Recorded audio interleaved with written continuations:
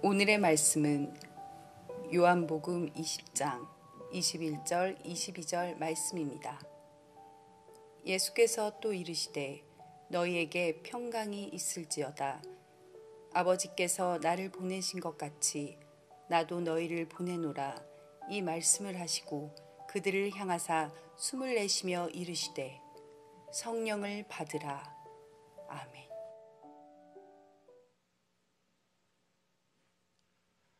4월 첫 번째 주일이고요. 교회력에서는 그 부활절이 첫 번째 주일이고, 그래서 이번 주일은 부활절 후 두 번째 주일 이렇게 이름을 붙입니다. 여러분, 부활절 후 두 번째 주일, 저기 이제 하얀 천이 이제 부활의 상징적인 색깔이죠. 여러분을 주의 이름으로 환영합니다. 이번 주에 제가 교회력 복음서 말씀을 보니까 요한복음 20장 19절에서 31절까지 말씀이더라고요. 그래서 제가 이 말씀을 가지고 오늘은 믿음과 신앙의 차이점에 대해서 여러분과 함께 깊이 묵상해 보고자 합니다. 여러분, 우리가 보통 이야기할 때 박 집사님이 믿음이 좋다, 신앙이 좋다, 이게 혼용해서 쓰지 않나요? 이걸 굳이 이렇게 구별하지 않는데, 도대체 믿음과 신앙이 어떤 차이가 있다는 거지? 영어 표현도 조금 달라요. 히라보 표현도 물론 다르고요. 영어로 이제 믿음이라고는 believe라고 하는 단어이고, 신앙이라고 하면 이제 faith라고 하는 단어입니다. 그래서 어쨌든 단어도 좀 차이가 있기는 해요, 그죠?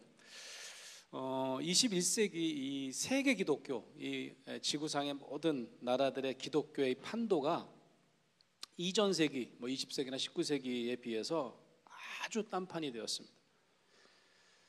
서구 중심의 기독교였어요. 주로 이제 지구를 이렇게 쪼개면 북반구에 기독교인들이 다 살았단 말이죠.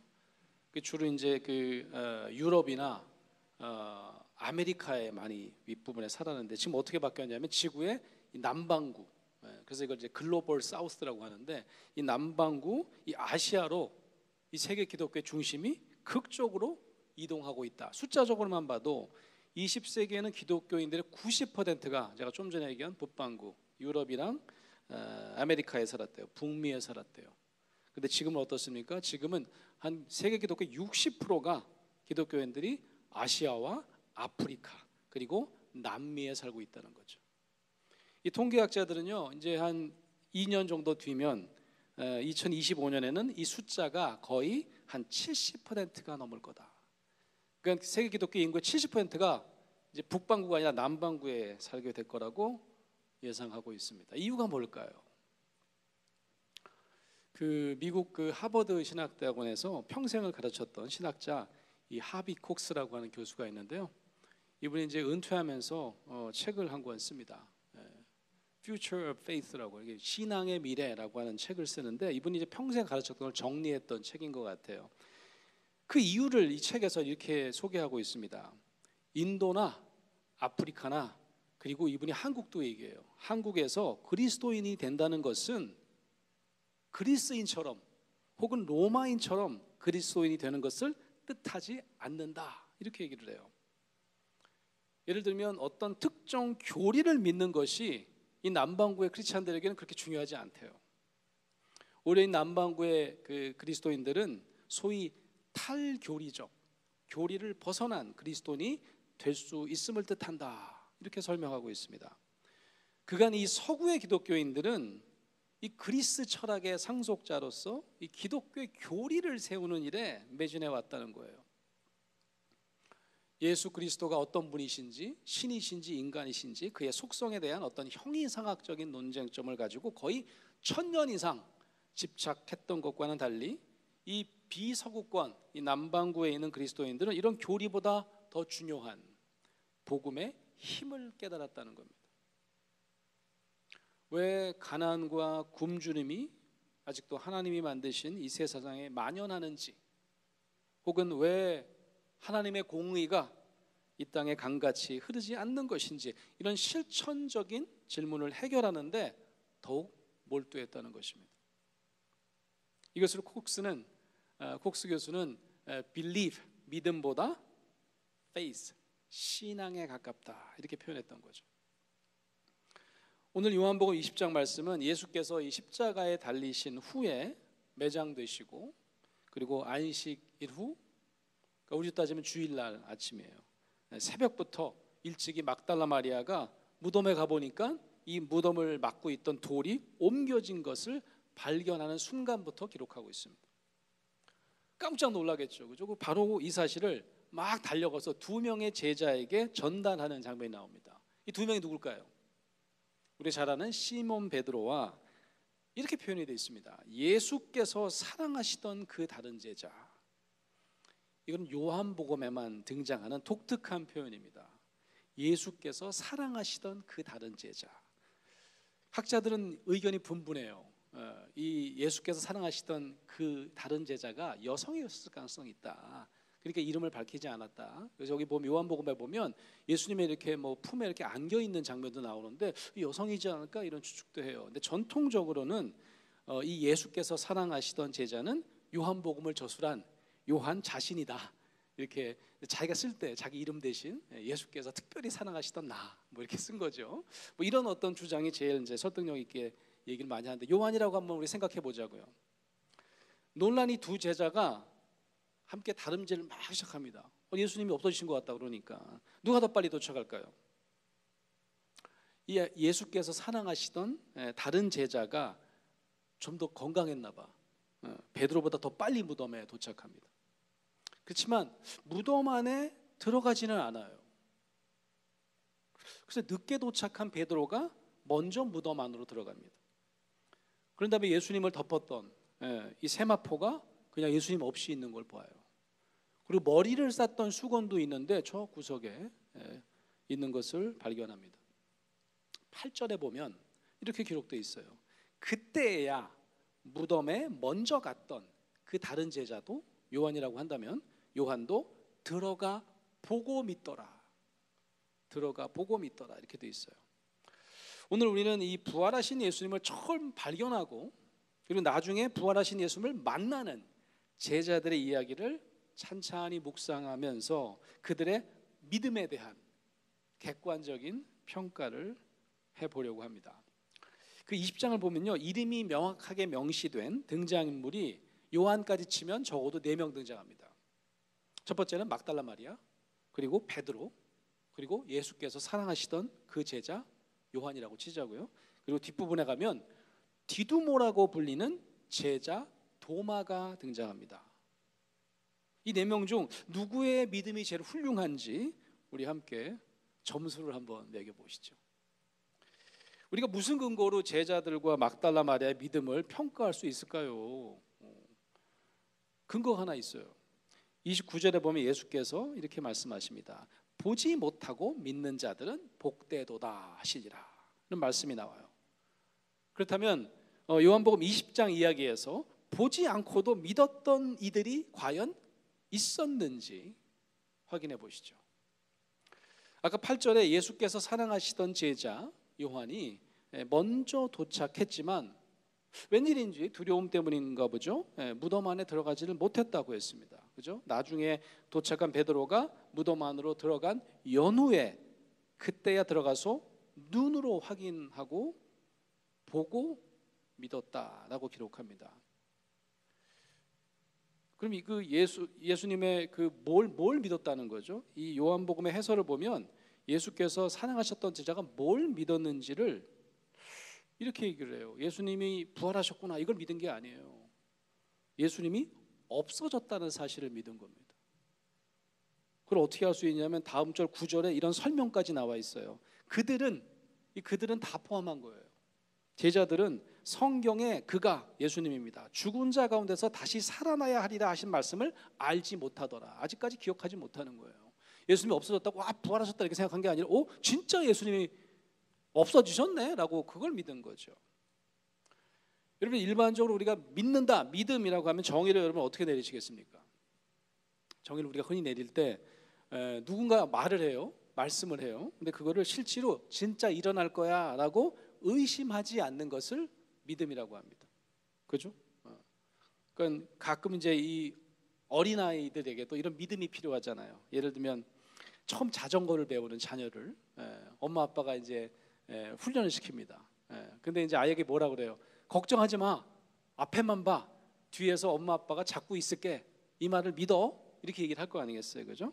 그런데 이게 안 믿어지면 애가 자꾸 이렇게 뒤를 돌아보고 페달을 밟지 못하겠죠. 엄마 아빠의 그 말을 믿어야 돼요. 그래야지 자신 있게 페달을 밟고 앞으로 나갈 수가 있습니다. 근데 아무리 엄마 아빠가 평소에 잘해주시고 뭐 밥도 해주시고 뭐 용돈도 주고 그래도 자녀가 이 아무런 조건 없이 그런 엄마 아빠의 말을 믿기가 쉽지는 않습니다. 왠지 아세요? 엄마 아빠가 뭐 잘못한 게 있어서 그게 아닙니다. 이 믿음이 굳건해지는 이 과정은 늘 어떤 일단 단계가 필요해요. 일단 의심해야 합니다. 의심하고 의심을 조금 이기려면 가설을 세워요. 그래도 잡아주시는 뭐 몇 퍼센트 가능성을 얘기를 해요. 그런 다음에 실제로 그런 거를 실증으로 내가 확인할 때 그때 비로소 엄마가 진짜 잡아줄 거야, 아빠가 잡아줄 거라는 것을 믿기 시작할 수 있습니다. 자, 가설을 세운다는 건 이런 거예요. 안 잡아줄 것 같은 느낌이 한 50% 되는 거예요. 그래도 뭐 내가 넘어지면 다칠 텐데 잡아주시겠지 하는 가설을 50% 정도 잡는 거죠. 그런데 잡아주시는 게 확인됐어요. 실제로 넘어질 뻔했는데 내가 안 넘어졌어. 잡아주셨던 거야, 그죠? 그러면 이제 실증의 단계로 넘어갑니다. 실제로 경험한 거예요. 그러면 이제 잡아주실 거야 하던 믿음의 가설이 50%에서 60%, 70% 이렇게 되다가 나중에 100%에 가까워지는 것이 바로 믿음인 거죠. 이렇게 믿음이 강해지기 위해서는 가설을 세우지만 당연히 어느 정도는 진짜 이런 일이 일어날까? 해주실까? 의심하고 질문하는 과정이 필수적으로 필요하다는 말씀입니다. 그런데 말입니다, 우리가 때때로 교회에서, 우리 기독교에서 좋은 믿음이란 절대로 의심이 없는 것이다, 의심해서는 안 돼 라고 착각하는 경우가 많은 것 같습니다. 과연 그럴까요? 저는 아닌 것 같아요. 예수님과 동시대를 살았던 제자들, 그러니까 예수님의 모습을 직접 눈으로 보고 살았던 제자들조차도 예수님이 다시 살아나실 수 있다는 사실을 한 채 의심 없이 믿었다? 아니에요. 전혀 그렇지 않습니다. 그렇지 못했다는 것을 오늘 본문은 우리에게 여실히 보여주고 있습니다. 그래도 나는 아무런 그 의심도 없이 성경에 나온 모든 말씀을 무조건 그냥 믿는다는 분이 계신다면 조금 맹목적이거나 자칫하면 한 번에 무너져 내릴 위험성이 있는 믿음일 가능성도 있습니다. 예수님의 12제자 모두가 자신들의 선생 예수님이 이 유대인들을 로마의 압제에서 구원해 줄 구세주가 될 거라고 굳게 믿었어요. 왕이 되실 거라고 믿었습니다. 한치의 의심도 없었습니다. 그런데 그런 예수님이 아무런 힘 없이, 저항 없이 십자가형에 희생되시자 그들의 믿음은 와르르 무너져 내렸습니다. 제가 볼 때는 거의 집단 우울증 수준이에요. 제가 정신건강의학을 그래도 조금 아는 사람으로 보면 거의 우울증이에요. 무기력증입니다. 예수님의 수속제자, 반장 아니었습니까, 베드로? 그리고 특별히 사랑하셨다는 그 제자, 스스로 그렇게 표현한 그 제자 요한은 모두 예수님의 빈 무덤을 보고 어떻게 하죠? 읽다 보면 깜짝 놀랍니다. 그냥 무덤덤하게 집으로 돌아갑니다. 좀 믿기 어렵지 않나요?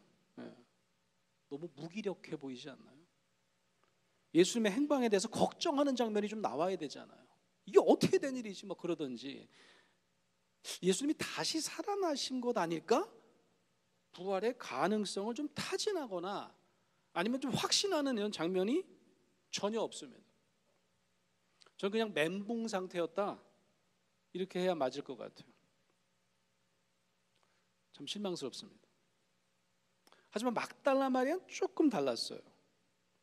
빈 무덤을 발견하고 두 제자들은 그냥 무기력하게 집으로 돌아갔지만 돌아가질 못해요. 홀로 빈 무덤에 남습니다. 아마 이랬을 것 같아요. 대체 누가 훔쳐간 거야? 훔쳐갔다면 도대체 왜? 이유가 뭐야? 어떻게 찾아야 되지 그럼 예수님이 이 시신을? 뭐 이런 여러 가지 생각에 눈물을 흘리면서 서성이고 있었던 거죠. 그러다가 다시 용기를 내서 무덤 안으로 살짝 들어가 봅니다. 살짝 들여다봐요. 거기서 두 천사를 만납니다. 그리고 심지어는요, 그 바로 뒤에 예수님이 서 계신데도 예수님인지를 알지를 못합니다. 심지어는 이 동산에서 일하는 동산지기로 착각을 해요. 여러분 이 장면 이해가 됐어요? 여러분 막달라 마리아는요, 예수님과 그냥 어쩌다가 가끔 한 번씩 보던 그런 사이가 아니었잖아요. 12제자들 이상으로 정말 가까이에서 예수님을 모시고 함께했던 그런 사이였어요. 그런데 다시 살아나신 모습으로 서 있는 예수님을 직접 만나고 눈으로 보고도 딴 사람으로 오인했다? 야, 그럼 이거 뭐 부활할 수도 있다는 믿음이 있는 거예요? 없는 거예요? 후자 아닙니까? 아마 예수님의 얼굴이 갑자기 뭐 바뀌거나 그러지 않았을 거예요. 근데도 못 알아봅니다. 예수님이 십자가 사건 전에 이미 몇 차례 말씀하셨어요. 내가 3일 후에 죽은 후 3일 후에 다시 살아나야 하리라. 그게 예언서의 예언 말씀이고 그걸 내가 이룰 거야 라는 말씀을 하셨음에도 불구하고 어느 제자들도, 그리고 막달라 마리아도 부활하신 예수님을 고대하거나 그의 다시 살아나신 존재를 현실이라고 믿지 않았던 거죠.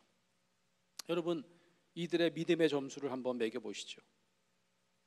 좋은 믿음은 예수님이 직접 하신 이 부활의 말씀을 그대로 믿는 것이라고 한다면 부활의 첫 증인이었던 막달라 마리아도, 그리고 베드로나 예수께서 사랑하시던 제자 요한도 다 믿음 점수가 낙제점 아닌가요? 왜냐하면 요한복음 20장 초반부에 등장하는 세 사람 모두 증거 없이 믿는 일에 실패하고 있습니다. 마리아는 보고도 딴 사람으로 착각하고 있는 장면을 보여주고 있기 때문입니다. 심지어는 이 막달라 마리아가요, 천사를 만났어요. 그리고 이제 부활하신 예수님들 나중에 알아봤어요. 직접 봤어요. 예수님께 말씀도 들었어요. 그래서 제자들이 있는 곳에 막 달려가서 이를 증거합니다. 제자들은 믿지 못합니다. 왜요? 아직 자신들의 눈으로 확인하기 전이었기 때문입니다. 19절에 보면 마리아에게 이 부활하신 예수님의 이야기를 듣고도 그날 저녁에 이 제자들이 어떻게 하고 있었는지를 아주 상세히 기록하고 있습니다. 예수님이 살아나신 거 아니야? 아, 살아나셨다 막 부활을 기뻐하는 모습 없어요. 그럼 그런 예수님을 밖으로 나가서 좀 찾아보자, 찾아 나서는 모습 없어요. 혹은 집안에 있더라도 예수님이 혹시 우리 찾아오시지 않을까 고대하고 기다리는 모습 없어요. 전혀 없습니다. 19절 말씀은 이렇게 기록하고 있습니다. 이날 곧 안식 후 첫날 저녁 때에 제자들이 유대인들을 두려워하여 모인 곳에 문들을 닫았더니, 오히려 문단속을 더 철저히 했대요. 문단속을 단단히 하고 안에서 무서워 덜덜 떨고 있는 모습을 기록하고 있습니다. 자, 이 정도면 예수님과 거의 3년을 동거동락했던 이 제자들의 믿음을 한번 평가해 보시기 바랍니다. 여러분, A학점 주실 수 있으시겠어요? B학점 주기도 좀 아깝지 않아요? 저라면 뭐 기껏해 한 C학점 정도의 믿음 점수를 줄 것 같아요.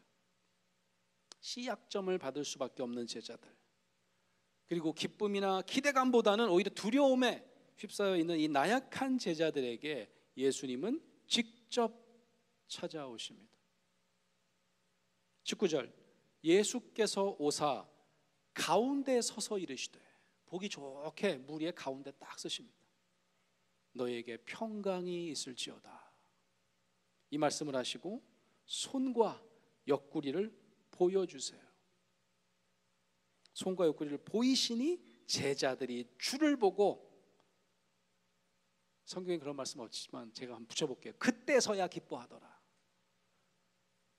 자, 언제 제자들이 불안과 공포에서 벗어나 기쁨을 느끼게 되나요? 눈으로 예수님의 뚫린 손과 구멍난 옆구리를 확인하고 나서부터입니다. 믿음은 결국 의심하고 가설을 세우고, 야, 그 마리아가 잘못 본 거 아닐까? 예수님이 살아나시다가 진짜 정신이 없어서 헛거 본 거 아닐까? 이렇게 의심하다가, 아니야, 혹시 진짜 살아나셨나? 제자 중 몇 명 그런 가설을 세웠을지도 몰라요.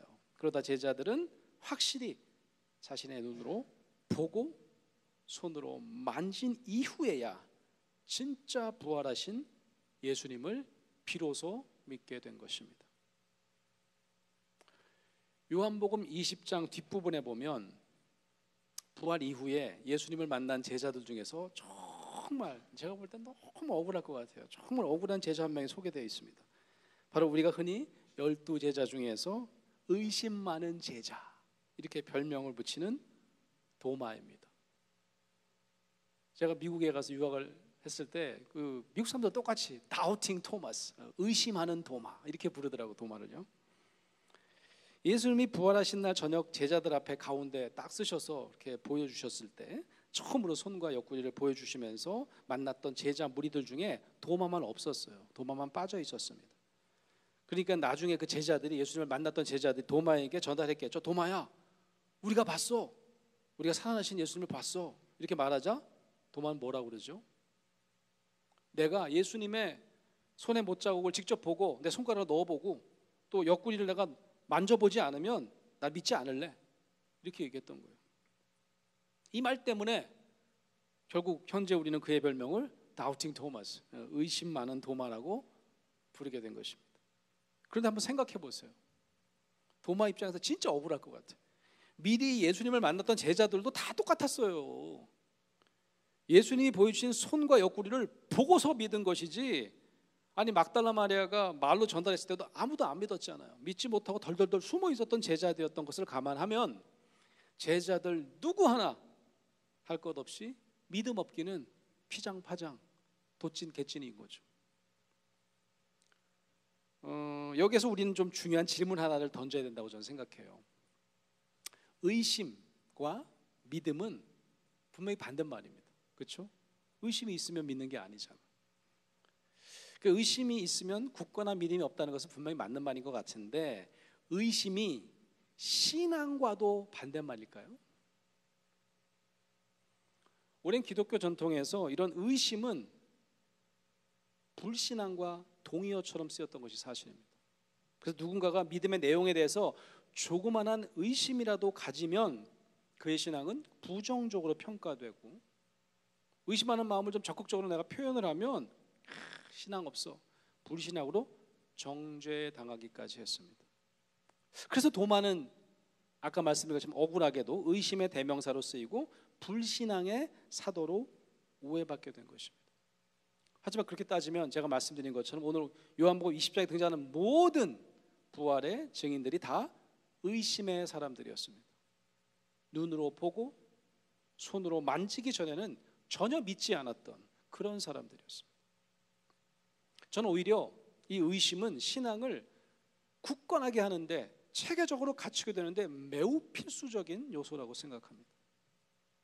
모든 의심을 배제시키는 맹목적이고 무조건적인 신앙은 자칫 마음속 깊은 질문을 물을 수 있는 신앙의 자유까지 박탈하고, 보다 구체적으로 좀 경험하고자 하는 신앙의 선한 의도도 악한 것으로 폄하하기 때문입니다.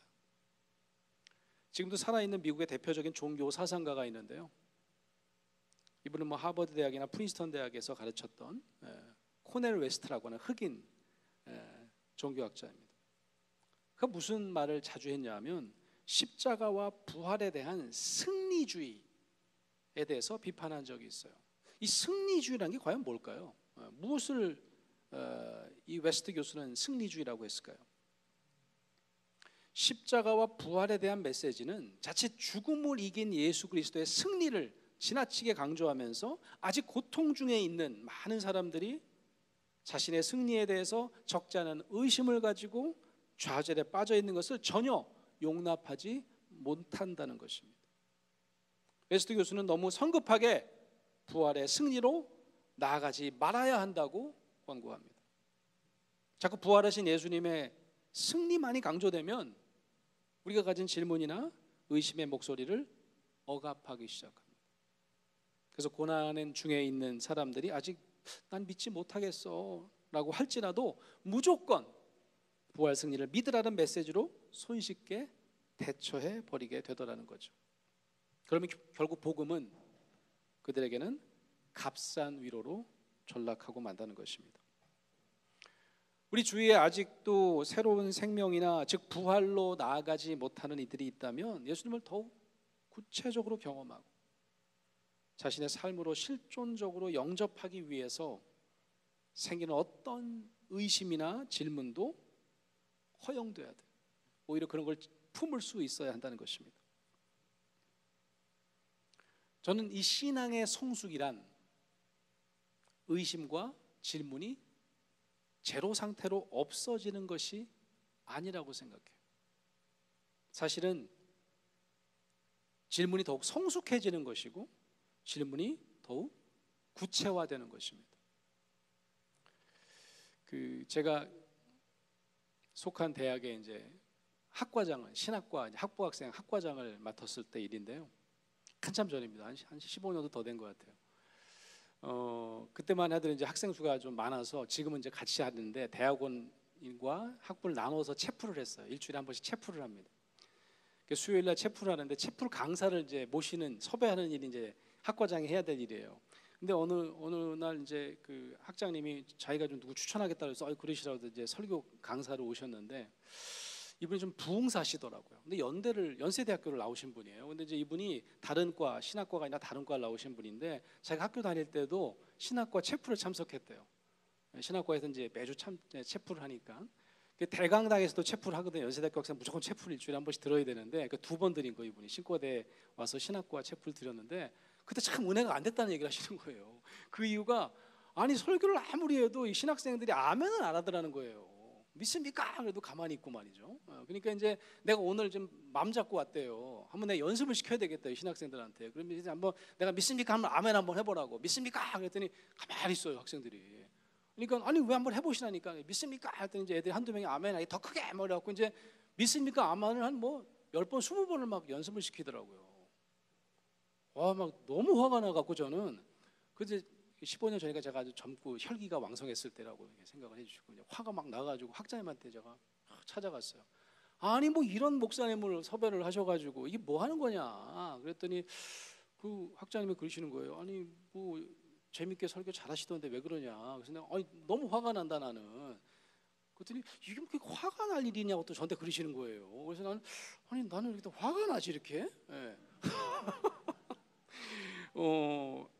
저는 그런 생각을 했던 것 같아요. 이 신학교에 들어오면요, 1학년 때요 구약개론 듣다가 다 이 마음에 상처를 입고요, 심지어는 자퇴하는 친구들도 있어요. 아니 나는 신앙이 좋아질 줄 알고 이게 신학교에 들어왔는데 막 의심하게 만드는 거예요. 뭐든지 다 의심하게 만드는 거예요. 갑자기 구약개론 처음에 1학년 1학기 때 듣는 건데 아니 모세오경이 모세가 안 썼다는 거예요. 환장하는 거죠 이거. 응? 아니 모세오경을 모세가 안 썼다고 막 우리 교수님이 막 그러는 거죠. 아니 이게 쓸 수가 없다.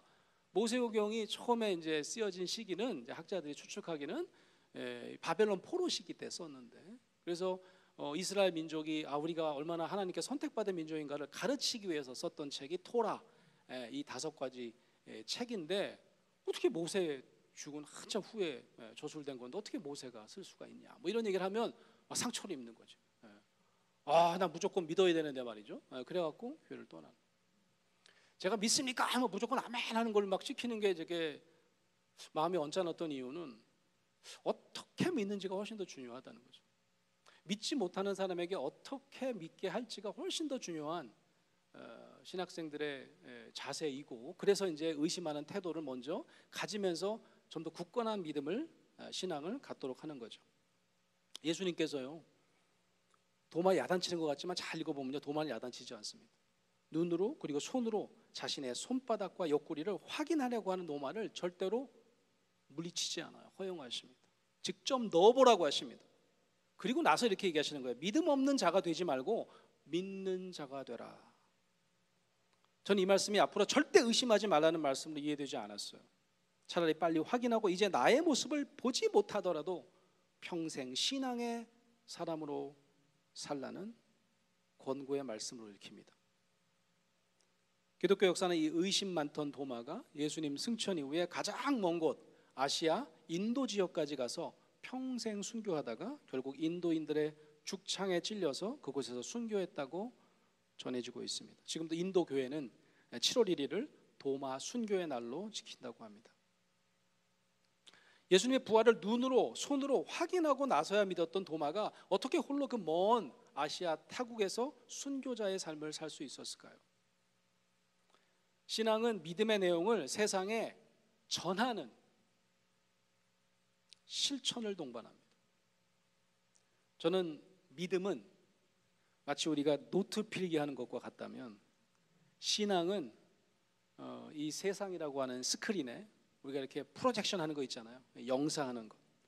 영상이 4D 프로젝션이라고 설명하고 싶어요. 믿음에 대해 적어보라고 하면 우리는 열심히 믿음의 노트에 믿음의 내용을 열심히 받아 적을 수 있어야 돼요. 예를 들면 우리가 기독교인으로 세례받을 때 이렇게 질문하죠. 당신은 예수님의 부활을 믿습니까? 네, 제가 믿습니다. 이래야 돼요. 그걸 도저히 못 믿겠다면 세례문답에서 아니요 하고 이제 그만하셔야 되는 거죠.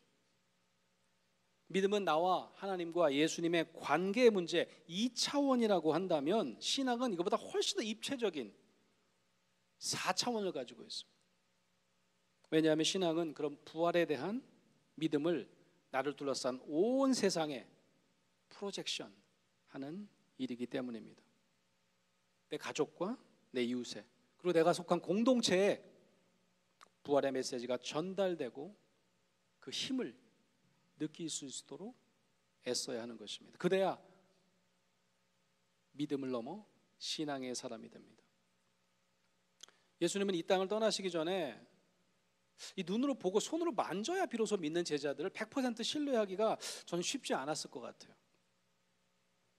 이제 정말 예수님께서 이 땅을 떠나셔야 된다면 그래도 당시는 이 예수님을 만난 적이 있었던 제자들이 남아있잖아요. 살아있잖아요. 하지만 장차 예수님을 전혀 현실 세계에서 만나본 적이 없는 이들에게 어떻게 이 복음의 기쁜 소식을 온 세상에 프로젝션 할 수 있을까? 이거 진짜 엄청난 난제 중에 난제였을 것 같아요. 그래서 믿음은 신앙으로 업그레이드되고 4차원으로 확장돼야 됩니다.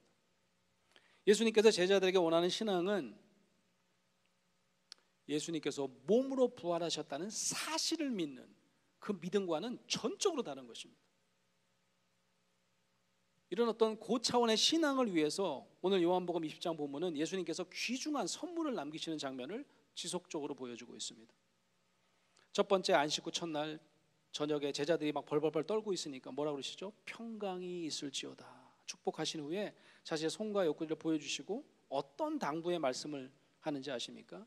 21절에 보면 예수께서 또 이르시되 너희에게 평강이 있을지어다. 재차 평강을 전하세요.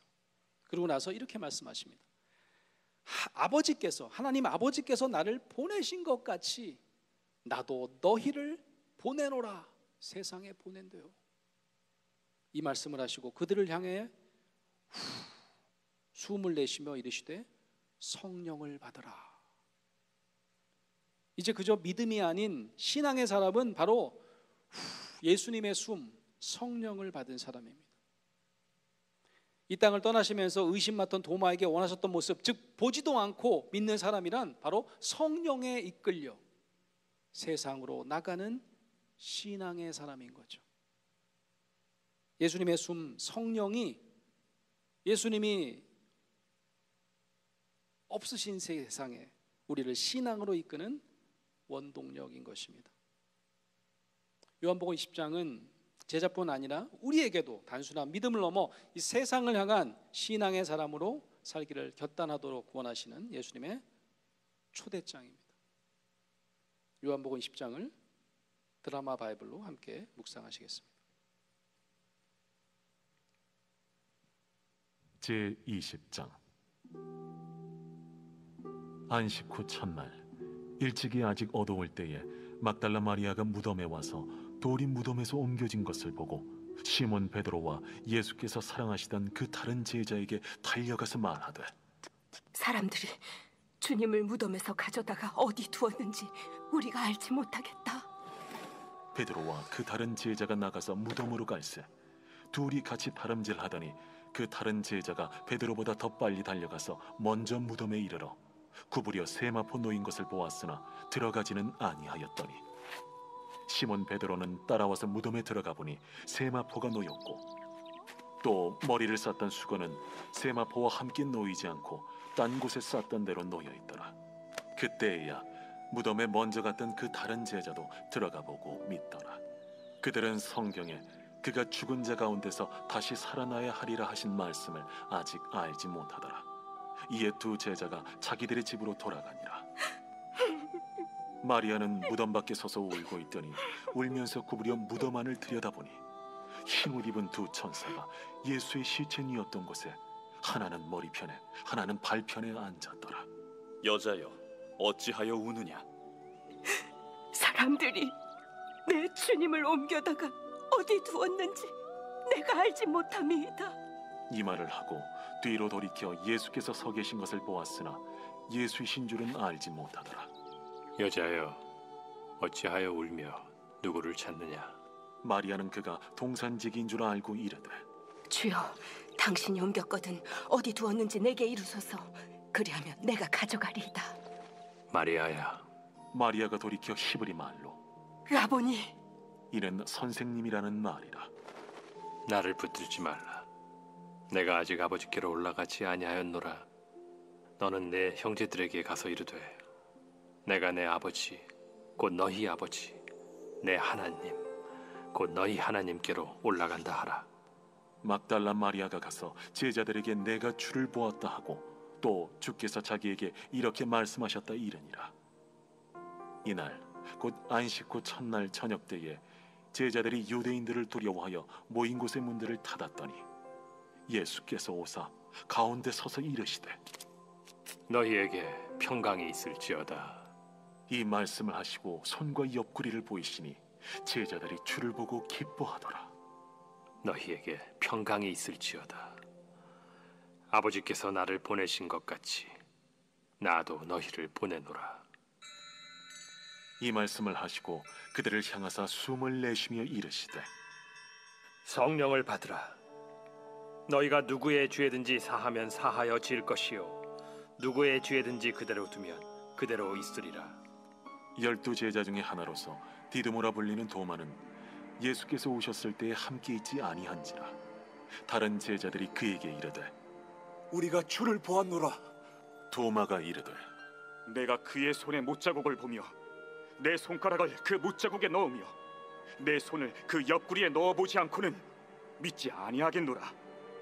여드레를 지나서 제자들이 다시 집 안에 있을 때에 도마도 함께 있고 문들이 닫혔는데 예수께서 오사 가운데 서서 이르시되 너희에게 평강이 있을지어다. 도마에게 이르시되 네 손가락을 이리 내밀어 내 손을 보고 네 손을 내밀어 내 옆구리에 넣어보라. 그리하여 믿음 없는 자가 되지 말고 믿는 자가 되라. 나의 주님이시여 나의 하나님이시니이다. 너는 나를 본고로 믿느냐? 보지 못하고 믿는 자들은 복되도다. 예수께서 제자들 앞에서 이 책에 기록되지 아니한 다른 표적도 많이 행하셨으나 오직 이것을 기록함은 너희로 예수께서 하나님의 아들 그리스도이심을 믿게 하려 함이요 또 너희로 믿고 그 이름을 힘입어 생명을 얻게 하려 함이니라.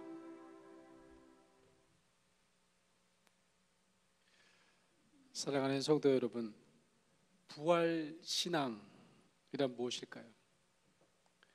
예수님의 부활을 단순히 믿는 것, 부활하셨다는 사실을 믿는 것, 이건 아직 2차원의 믿음입니다.